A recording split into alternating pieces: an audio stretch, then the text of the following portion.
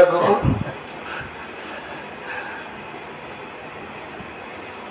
মা নিয়ে গেছিলেন ওই নাবিগার কবরস্থানের দিকে। আবুয়াতে আমার মা ইন্তেকাল করেছিলেন। সেই সময় ছিল আমার বয়স 6 বছর। আমার আব্বার নাম আব্দুল্লাহ, মায়ের নাম আমেনা। আমার আব্বা মা দুনিয়াতে কেউ বেঁচে নেই। মা যেই ছেলেকে মারার জন্য আবু জাহেল এলান করেছে, ডাক দিয়েছে, কাফের মুশরিকেরা পেছন ধাওয়া করেছে, যে ছেলেকে পোড়ানোর জন্য মা তুমি লোকড়ি এনেছো, আমি আব্দুল্লাহর ফুলের কলি, মা আমেনার কলেজার টুকরো, আল্লাহর রাসূল, সেই ছেলেই আমি মোহাম্মদ। আরে তুমি সেই ছেলে মোহাম্মদ, আল্লাহর রাসূল। হ্যাঁ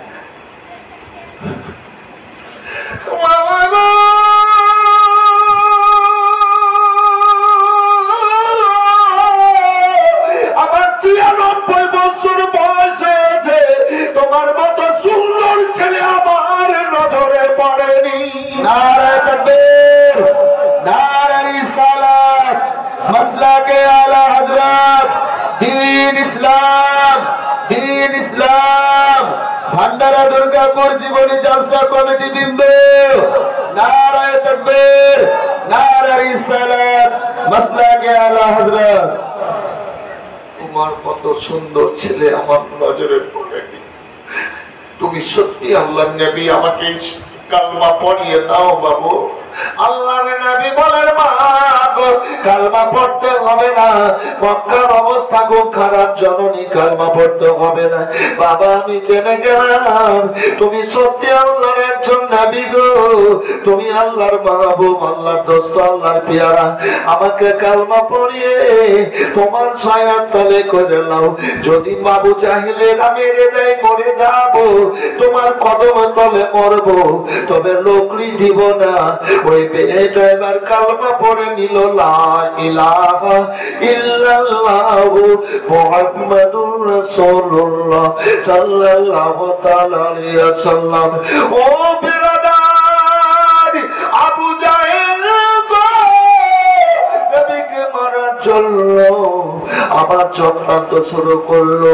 আবু তলেবকে গিয়ে বলছে, আবু তলেব তোমার ভাতিজা মুহাম্মদ সাল্লাল্লাহু আলাইহি ওয়াসাল্লামের পাশে তুমি আছো, আর তোমার ভাতিজা কাজ শুরু করেছে ইসলাম প্রচার।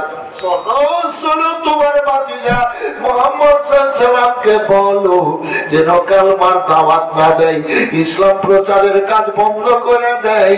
আর যদি বন্ধ না করাও তোমাকেও মারবো, তোমার ভাতিজা মুহাম্মদকেও মারবো। আল্লাহু আকবার। তবে শোনো আবু তালেব, তোমার ভাতিজা মুহাম্মদ সাল্লাল্লাহু আলাইহি ওয়াসাল্লাম যদি মক্কার বাদশা হতে চায়, মক্কার বাদশা বানিয়ে দেব। তোমার ভাতিজা মুহাম্মদ যদি সুন্দরী মেয়েকে বিয়ে করতে চাই, সুন্দরী মেয়েদের সাথে বিয়ে দেওয়া হবে, জটা করবে জটার সাথে। তবে কালমার দাওয়াত বন্ধ করতে হবে, কালমার দাওয়াত যেন না দেয়। আর কালমার দাওয়াত যদি দেয় আবু তালেব, তোমাকেও মারবো, তোমার ভাতিজা মুহাম্মদ সাল্লাল্লাহু আলাইহি ওয়াসাল্লামকেও মারবো।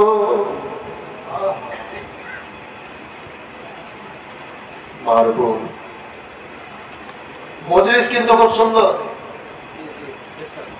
আর এখানকার মানুষ ভালো, পরিবেশ ভালো, কমিটি ভালো, মজলিস সুন্দর বলি তো আবার এসছি। খারাপ হলে বলতাম কেমন না। জি খুব সুন্দর মায়েরাও জননীরাও খুব সুন্দর পরিবেশে বসে আছেন। সত্যি মন ভরা পরিবেশ, যে কোনো শব্দ নেই স্টেজে, গল্প নেই, বাচ্চারা কেউ কোলে নিয়ে বসে আছেন। আল্লাহ ভালো রাখুন, সবাই বলেন আল্লাহুম্মা আমিন। আবু জাহেল কি বলল? তোমার ভাতিজাকে ইসলাম প্রচারের কাজ বন্ধ করতে বলো, যেন ইসলাম প্রচার না করে, কালমার দাওয়াত যেন না দেয়। আবু তলেবের উপরে যখন শক্তি দিয়ে দিল, আবু তলেব নবীকে ডেকে বলছে, ভাতিজা কালমার দাওয়াত বন্ধ করে দাও। ও ভাতিজা মুহাম্মদ সাল্লাল্লাহু আলাইহি ওয়াসাল্লাম, তুমি ইসলাম প্রচারের কাজ আপাতত বন্ধ করে দাও, কালমার দাওয়াত দিও না। বলে কেন চাচা গো? বলে মক্কার মানুষেরা একত্রিত হয়েছে, এ বাদশা আবু জাহেল এবার বলেছে আমাকে এসে, এ আবু তলেব তোমার ভাতিজাকে কালমার দাওয়াত দিতে মানা করা হোক, তোমার ভাতিজা ইসলাম যেন প্রচার না করে, কালমার দাওয়াত না দেয়। যদি কালমার দাওয়াত দিতে বন্ধ না করাও, তোমাকে মারবো, তোমার ভাতিজাকেও মারবো। এ বলেছে, তবে একটা অফার দিয়েছে, কি বলে, যদি তুমি মক্কার বাদশা হতে চাও, তোমাকে বাদশা বানিয়ে দেবে, তবে কালমার দাওয়াত বন্ধ করতে হবে। আর শোনো শোনো ভাতিজা, তুমি যদি মক্কার সুন্দরী মেয়েকে বিয়ে করতে চাও, সুন্দরী মেয়েদের সাথে বিয়ে দেবে, যতটাকে করবে ততটা। আল্লাহর নবী সাল্লাল্লাহু আলাইহি ওয়াসাল্লাম বলেন, চাচা আজান, আল্লাহর হুকুম হয়েছে, আমি আমাকে ইসলাম প্রচারের কাজ চালিয়ে যেতে হবে।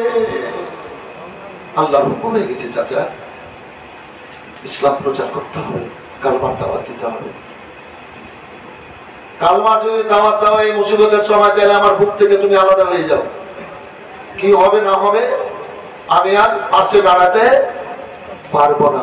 ইস, আল্লাহর নবী চাচা আবু তলেবের দিকে দেখছে, চাচা আপনি যদি আমার আব্বা হতেন তাহলে এই কথা বলতে পারতেন, আমার আব্বা বুকে জড়িয়ে নিতেন।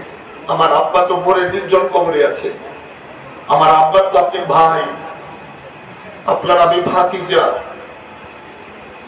আমাকে বুক থেকে আলাদা করছে। চাচা গো,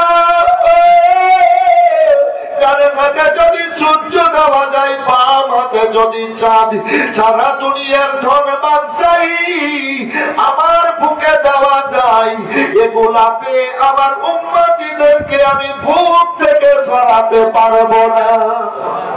জোরে বলেন, আর উঠে বলেন আল্লাহু আকবার। আমিন নবী আমার মুক্তি দাতা সবার, খোদা যারে বন্ধু করে দিল যে উপহার। আমিন নবী আমার দেখো যে জগৎবাসী, দেখো দেখো রবি শশী, দয়া মায়ার সাগর এলো, সবার মুখে ফোটালো হাসি। এসো নেমে ফেরেশতারা, দেখে হবে আত্মহারা, হয়নি এমন হবে না আর মুহাম্মদ যার নাম। আমার দোষ কই? দোষ দোষ কই? দোষ, হ্যাঁ তো ওইবার থেকে এসব ট্রাক মিলে যত সবাই চ্যানেলে আমাকে আবার বলতে দোষ করেছে। এই দোষ এসে একটু সবাই চিনে নেই।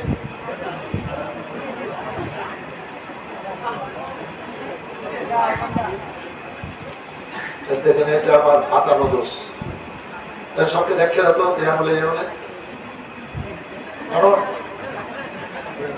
ঠিক আছে। কে ওর থেকে ডবল শক্তি আছে, আল্লাহ আমাকে দেখেছে। আমার সাহস না আছে তোকে এমনি দোষ করেছি। জি, এই কথাটা বললাম কেন জানে, একটু চা খাচ্ছেন তো, এই জন্য আমি একটু মজা নিলাম, আনন্দ নিলাম। যাই হোক, হয়নি এমন বলেন, হয়নি এমন হবে না বলেন সুবহানাল্লাহ। আল্লাহ চাচা ওই দিনগুলা কি ভুলে গেছেন? এই মা কথা বলবেন, খুব গুরুত্বপূর্ণ আলোচনা। চাচা ওই দিনগুলা কি ভুলে গেছেন? কোন দিন? চাচা গো, যখন আমার 8.5 বছর বয়স ছিল, সেই সময় মক্কাতে পানি হচ্ছিল না, পানি বন্ধ হয়ে গেছিল, জর্জরিত হয়ে গেছিল, যে মানুষ জর্জরিত হয়ে গেছিল, জীব জন্তুর আবার শান্তি পাচ্ছিল না। ও চাচা যান, আপনার কাছে এবার মক্কা শহরের সর্দারেরা এসে বলেছিল, আবু তালেব আপনি কাবার মোতালি, আপনার তো আল্লাহর দরবারে কবুল হবে। আবু তালেব আপনি একটু আল্লাহর কাছে ফরিয়াদ করুন, আল্লাহ যেন পানি বর্ষণ করে। ও আপনি আমাকে নিয়ে গেছিলেন, আর নিয়ে যাওয়ার পর পাশে বসিয়ে আপনি আল্লাহর কাছে দোয়া করছিলেন, পানির জন্য ফরিয়াদ করছিলেন। আল্লাহর দরবারে দোয়া কবুল হয়নি। 3.5 ঘন্টা কেটে গেছিল, আপনার শরীর কাপড় গুলা সম্পূর্ণ ভিজে গেছিল। চাচা যান, আমি সেই সময় আপনার সামনে এসে বলেছিলাম, আসমানে আমার চাচা আবু তালেবের দোয়া খোদার দরবারে কবুল নাই। ও আসমান, আমি বাপ আর মানারা এতিম মোহাম্মদ বলছি, পানি বর্ষণ করে। ও চাচা যান, আমি আঙ্গুলের ইশারা করেছিলাম, আল্লাহ বলেছিলেন, ও মিকাইল শোনো শোনো, আমার হাবিবের ইশারা হয়ে গেছে, আসমানে মেঘ তুলে পানি বর্ষণ করে দাও। চাচা আদো সেই দিন পানি হয়েছিল, আমাকে বুকে জড়িয়ে নিয়ে এসেছিলেন বাড়ি। আল্লাহু আকবার, আল্লাহু আকবার। মক্কার মানুষেরা বলেছিল, সরদারেরা বলেছিল, ও আবু তালেব আমরা শান্তি পেয়ে গেলাম আল্লাহর দয়ায়। তবে আল্লাহ রাব্বুল আলামিন তোমাদের মধ্যে একটা বড় নিয়ামত দান করেছে, বলে দেন জোরে সুবহানাল্লাহ। আবু তালেব আল্লাহ বড় নিয়ামত দান করেছেন, ওই দিনটাকে কি ভুলে গেছেন চাচা যান? আর একটা বলি, ও চাচা যান বলে বলে, যখন আমার 10 বছর বয়স ছিল, কয় বছর বয়স বললাম ভাই? 10 বছর। একটা যুদ্ধ শুরু হয়েছিল, যুদ্ধটা না হলো জঙ্গে ফুজ্জার। জঙ্গে ফুজ্জার যুদ্ধটা কেমন? মক্কার 20টা দল একদিকে হলো, 20টা সর্দার দল একদিকে হলো, আর একটা দল কোরাইশ বংশ অপর দিকে একখানে। আচ্ছা, 20টা দলকে একটা দল লড়ে পারবে? পারবে না। তবে আল্লাহ যদি পারায়,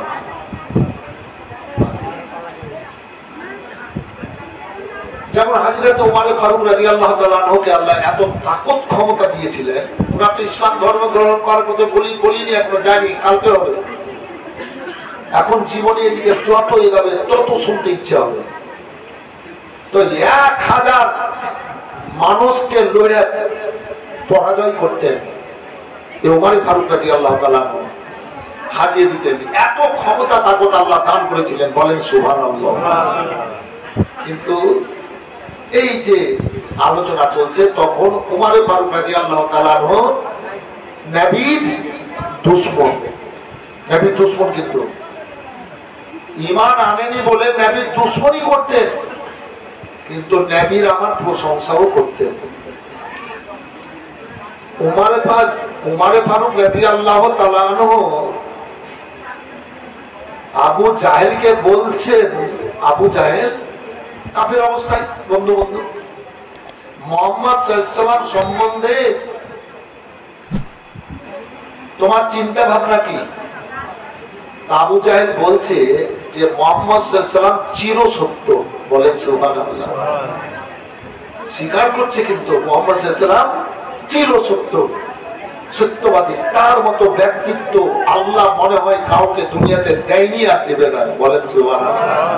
তবে দুশ্মনী করছো যে, বিরোধিতা করছো যে, বলে বিরোধিতা যদি না করি, দুশ্মনী যদি না করি, তো আমার যে দবদবা ছিল মক্কাতে আছে, এখনো আশেপাশে সমস্ত দেশে, তোমার যদি প্রশংসা করি তাহলে তো আর কদম তলে চলে যেতে হবে, আমাকে কালমা পড়ে নিতে হবে। আমি ওর সুনামও করবো না, আর কালমাও পড়বো না, ওর কাছেও আমি যাবো না। যতদিন বাঁচবো ততদিন ওর দুশ্মনী করেই যাবো, এই কথা বলেছিল। দুর্নামও করতো, দুশ্মনী করতো আবু জাহেল। কিন্তু উমর ফারুক রাদিয়াল্লাহু তাআলা আনহু তিনি দুশ্মনী করতেন কিন্তু নবীর প্রশংসা করতেন। বলেন সুবহানাল্লাহ। জি, সুনাম করতেন নবীর। তো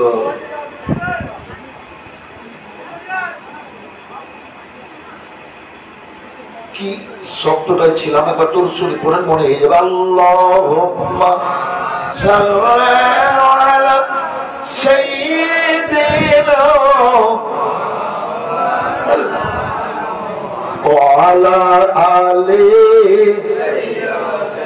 ঠিক আছে ভাই।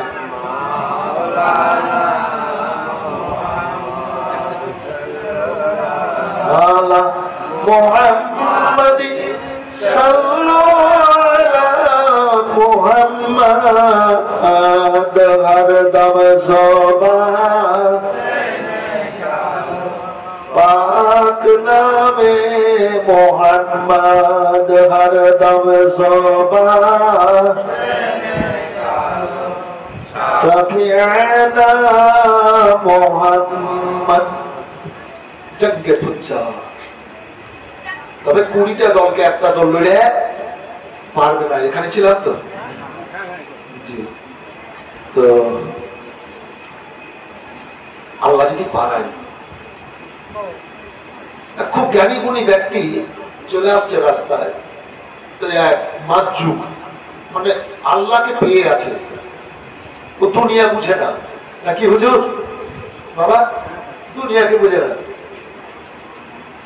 তো জ্ঞানী ব্যক্তিটাকে বলছে, শোন। বলে কি হলো? আমার কথা ওইরকমই। শোন। বলে কি হলো?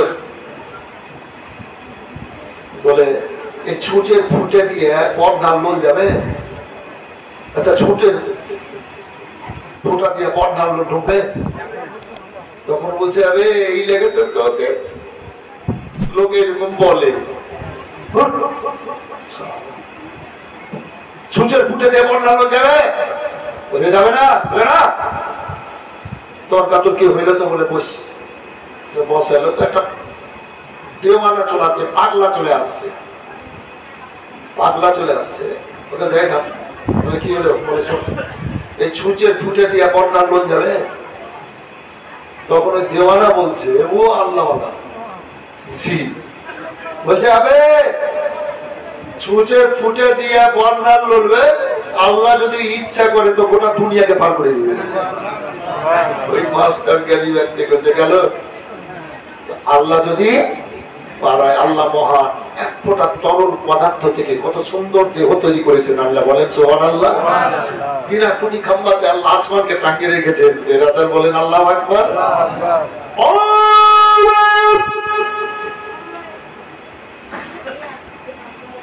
ওই জঙ্গে ফুটজার 20টা দল একদিকে হয়েছে, কোরাইশ বংশ অপর দিকে। কারণটা কি? 20টা দলের লোক এক হয়ে এবার আলোচনা করেছে, এই কাবার মোতালি থাকবে এই কোরাইশ বংশের ব্যক্তি, সবকিছুতে মালিকানা চালাবে কোরাইশ বংশের ব্যক্তিরা। তবে আমরা কি কোনোদিন মালিকানা পাবো না? ও বিরাদার, কোরাইশ বংশের কাছ থেকে মালিকানা ছিনিয়ে নেব আমরা। 20টা দল, কোন দল 1 মাস, কোন দল 2 মাস, 3 মাস, 4 মাস করে আমরা মালিকানা করব, তাহলে আমাদেরও কিয়ামত পর্যন্ত ইতিহাসে নাম থাকবে, ছিনিয়ে নিতে হবে ওদের কাছ থেকে কর্তৃত্ব। তাই বংশের কাছ থেকে এ মালিকানা গুলা কর্তৃত্ব গুলা ছিনিয়ে নেওয়ার জন্য এবার এক হয়ে এবার যুদ্ধের ঘোষণা করে দিল। এবার যুদ্ধের ঘোষণা হয়ে গেছে। কোরাইশ বংশের লোকেরা সন্ধ্যা লোক এবার দাঁড়িয়ে গেল অস্ত্র শস্ত্র নিয়ে গিয়ে। তবে আল্লাহর নবী ঈসা সালাম তো কোরাইশ বংশের ছেলে ভাইজান আমার আবু তালেবের কাছে লালন পালন। আবু তালেব আল্লাহর নবীকে ওই যুদ্ধে নিয়ে গেছেন। তবে নবীর দ্বারাই কোনো সৃষ্টি কোনো কষ্ট পায়নি। তবে নবী গেছেন যুদ্ধে চাচার সাথে। এই বেরাদারি আবু তালেব তীর চালাচ্ছেন আর রাসূলুল্লাহ সাল্লাল্লাহু আলাইহি ওয়াসাল্লাম তীরগুলা আবু তালেবের হাতে তুলে তুলে দিচ্ছেন। আবু তালেব তীরগুলা চালাচ্ছেন। এইরকম ভাবে অনেকক্ষণ যুদ্ধ চলল। এবার আবু তালেব হঠাৎ করে তীর চালনা বন্ধ করে দিয়ে এবার আল্লাহর নবীকে বুকে নিয়ে কাঁদতে লাগলেন। নবী আমার বলেন, চাচা যান, কেন আপনি কাঁদছেন? চোখের পানি ফেলতে লাগলেন। ভাতিজা মুহাম্মদ সাল্লাল্লাহু আলাইহি ওয়াসাল্লাম, বলো না বলো না বলো না। ভাতিজা বলে কি? বলে শোনো শোনো, আমরা গালি বেশি যাচ্ছি, আমরা গেড়ে যাচ্ছি, আমাকে আর তোমাকে টার্গেট, আমাদেরকে মেরে দেবে বাবা, মেরে দেবে। আল্লাহর নবী বলেন, চাচা যান, ভয়ের কোনো কারণ নেই, দাঁড়িয়ে যান। তীর দুনো হাতে নিয়ে নেন। দুনো হাতে নেওয়া নেন। আল্লাহর নবী সাল্লাল্লাহু আলাইহি ওয়াসাল্লাম একখানা তীর হাতে দিয়ে তীর হাতে তুলে দিয়ে বললেন, একখানা তীর হাতে তুলে দিয়ে বলেন, চাচা গো, এই তীর খোলা আসমানের দিকে ফাঁকাই বিসমিল্লাহ বলে ছেড়ে দেন। আবু তালেব বিসমিল্লাহ বলে তীরটা ছেড়ে দিলেন। আর যেমন তীর নিচের দিকে আসতে লাগলো, নবী গো 20টা দলের সৈন্যের দিকে এইভাবে হাত ঘুরিয়ে নিচের দিকে করলেন। ওই 20টা দলের যতটা সৈন্য ছিল ততটা আল্লাহ ফেরেশতা পাঠিয়ে সব সৈন্যের হাত থেকে অস্ত্র মাটিতে ফেলিয়ে দিলে। জোরে বলেন, হাত উঠিয়ে বলেন, ও বিরাদারি, এবার অস্ত্র ফেলিয়ে দিলেন। এবার সৈন্যরা খালি হাত ওপর দিকে তুলে সারেন্ডার হয়ে গেল। ও বিরাদারি, এই 20টা দলের সর্দার আস্তে আস্তে করে আবু তালেবের কাছে আসতে লাগলো। কোরাইশ বংশের জয় হয়ে গেল। এ বিরাদারি, সর্দাররা বলল, এ আবু তালেব, এ বুঝতাম, কিন্তু আজকে একদম পুরোভাবে বুঝে নিলাম আল্লাহ রাব্বুল আলামিন এ তোমাদের মধ্যে একটা বড় নিয়ামত দান করেছেন। সেই নিয়ামতটা হচ্ছে তোমার ভাতিজা মুহাম্মদ সাল্লাল্লাহু আলাইহি সাল্লাম। বলেন সুবহানাল্লাহ। ও বিরাদারি, নবী আমার বলেন, চাচা জান, ওই দিনটাকে কি ভুলে গেছেন চাচা?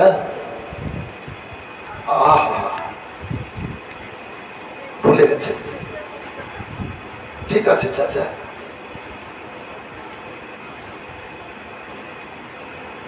আপনি আমাকে বুক থেকে সরাতে পারেন, আমার উম্মতিকে সরাতে পারবো না।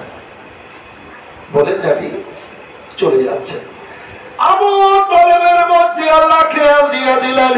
আবু তালেব এবার চলে আসলেন, আল্লাহ নবীকে বুকে নেওয়ার পর বলেন, ও ভাতিজা মুহাম্মদ সাল্লাল্লাহু আলাইহি ওয়াসাল্লাম, তুমি কালমার দাওয়াত দাও, তুমি ইসলাম প্রচারের কাজ চালিয়ে যাও, সব সবার জন্য তোমার পেছনে আছি।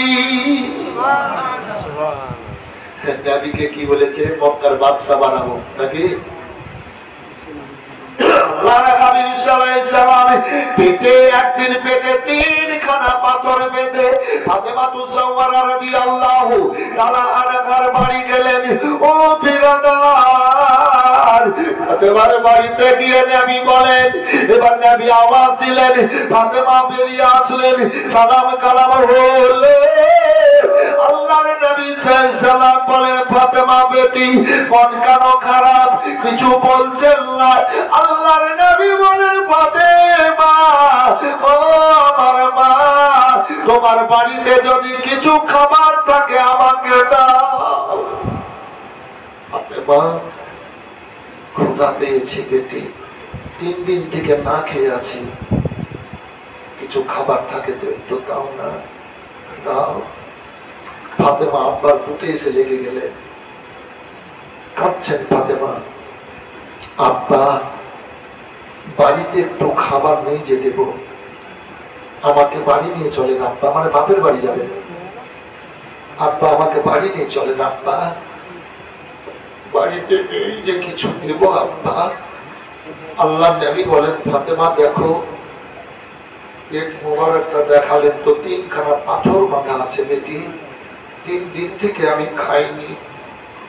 আরে দয়ার নবী, 3 দিন থেকে খাইনি। ফাতেমা তো জাহরা রাদিয়াল্লাহু তাআলা আনহার চোখের পানি যদি কোনো মাটিতে, পাথরে পড়তো, বস্তুতে পড়তো, কোনো জিনিসে পড়তো, আর চোখের পানিটা জিবরাইল আলাইহিস সালাম জান্নাতে নিয়ে চলে যেতেন, আর যে জিনিসটাতে চোখের পানি ছোঁয়া লাগতো সেটা সোনা হয়ে যেত। এই হচ্ছে ফাতেমা। কিন্তু বলছেন আব্বাকে, আব্বা বাড়িতে একটু কিছু নেই যে দেবো আব্বা।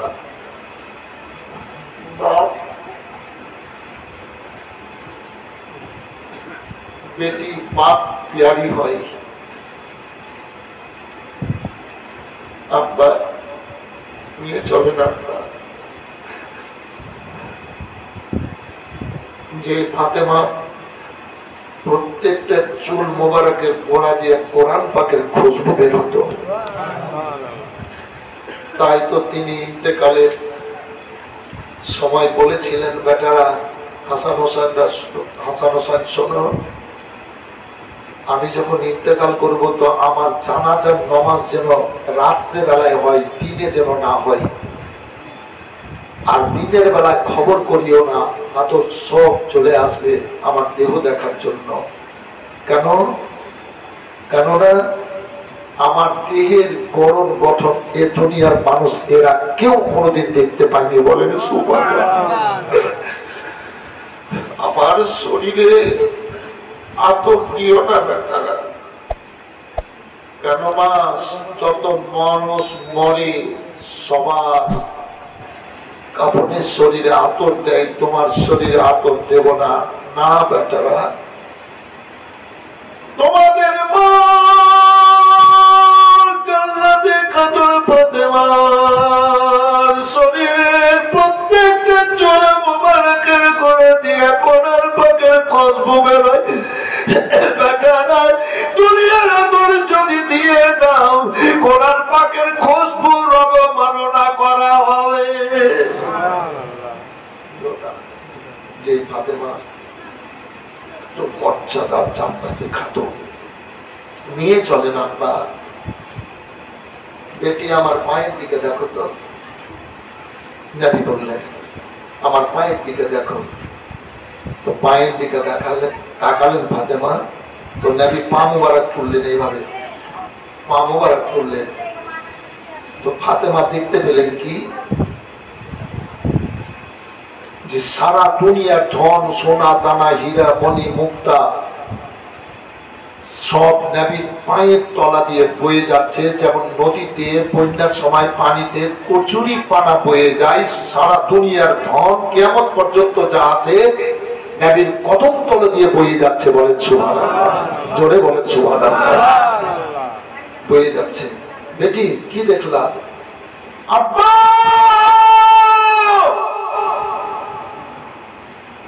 দেখলাম সারা দুনিয়ার ধন আব্বা আপনার কদম তলে। আমার রাসূল সাল্লাল্লাহু আলাইহি ওয়াসাল্লাম বলেছেন, আল্লাহু ইউতিনা ওয়ালা কাসিমিন, উম্মতিরা রে, সারা দুনিয়ার ধন আমার আল্লাহ আমাকে দিয়েছেন, আর নবী মুহাম্মদুর রাসূলুল্লাহ বন্টন করি। কিয়ামত পর্যন্ত নবী সবকে বন্টন করবে। হায়াতুন নবী, জিন্দা নবী। বেরাদার,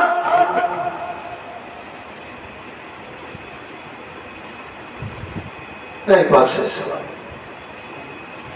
ফাতেমা, এই পাশে সালাম বলেন, বেটি ফাতেমা নাও, কতটা নিবা, সোনা দানা হীরা মণি মুক্তা লাল নাও, দেব না আব্বা। ঈদের খুশির চাঁদ উঠেছে, আজ হলো সকাল ভোর, দিনের নবী কালে কালে হইলে লবে ঘোর, দয়া সাগর নবী আমার কান্দেন যারে যার হইয়া, হাতে মাকে বলেন গিয়া রে কান্দ উম্মতের লাগিয়া, দয়া সাগর নবী আমার মাথা তোমার কাছে কেন্দে বলেন মাগো ঘরে খাবার কিছু আছে, রাইকো বলেন বাবা তেমা নয়ন পরাজল, কেন্দে কেন্দে বল সকলে চলে আলাব, দয়া সাগর নবী আমার পেটে পাথর বেঁধে তাই মদিনা ধরল রে, নবীর পরশ পেয়ে মদিনার ভিজা মাটি, আমার নবীর চোখের জল কেন্দে কেন্দে বল সকলে চলে আলাব।